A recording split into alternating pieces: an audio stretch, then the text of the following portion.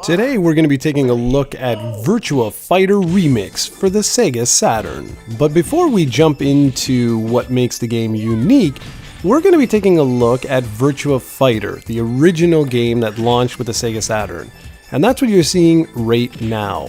Now take a very good look at the characters, the polygons that they're made of, the arena, and the background.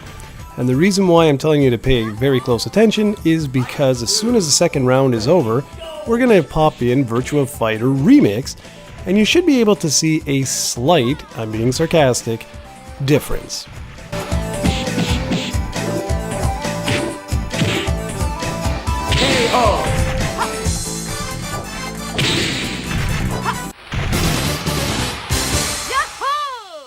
Right away, you should be able to see that the characters are made up of higher polygon counts, there's texture mapping, but the backgrounds are pretty much exactly the same. However, take a look at the arena. The arena now doesn't feature nearly as much clipping as it did before. And just overall, the game looks much better compared to Virtua Fighter. It's just way nicer looking, and sure, it doesn't really compare to Virtua Fighter 2, but hey, this was a free giveaway. Alright, let's go ahead and jump on into the game itself. You all know the story by now. When the SEGA Saturn had its surprise launch, almost all of the launch titles felt either rushed or somehow incomplete. And this was extremely evident with Daytona USA and Virtua Fighter. Sure, both felt tight and responsive in terms of gameplay, but the graphics were just ugh. So many fans felt let down with Virtua Fighter that Sega actually issued an apology in the form of Virtua Fighter Remix. The game was given away to anyone who had registered their Saturn with Sega. Imagine my surprise when the disc arrived. It was almost as if Christmas had come early that year.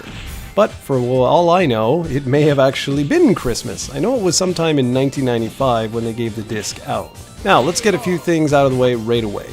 The disc includes the exact same roster of characters as the original Virtua Fighter. The biggest difference comes in the form of the graphical upgrades that I mentioned in the earlier portion of the review. There are a couple of glitches, unfortunately, that still made it into the finished product, which I was really disappointed with back in 1995. Characters now, like I mentioned, are made up of a lot more polygons than before. Textures now are mapped, and well, overall the graphics look a lot better than they did before.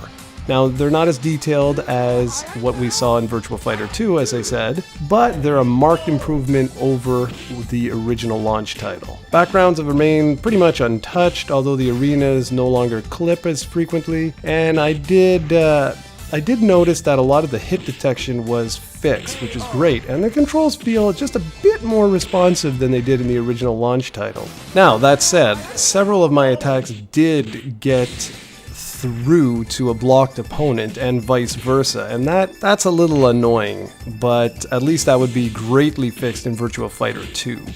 Outside the graphical upgrade, the game is exactly as it was before. The same 8 playable characters, the same core gameplay and moveset, and the same basic gameplay modes of arcade and versus.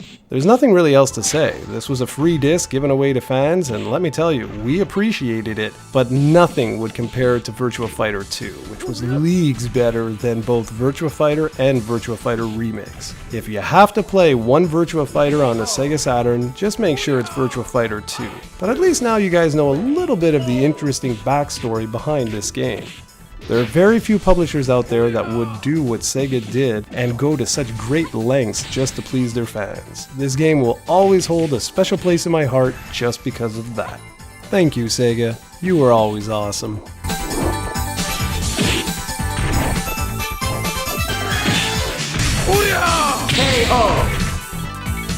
KO!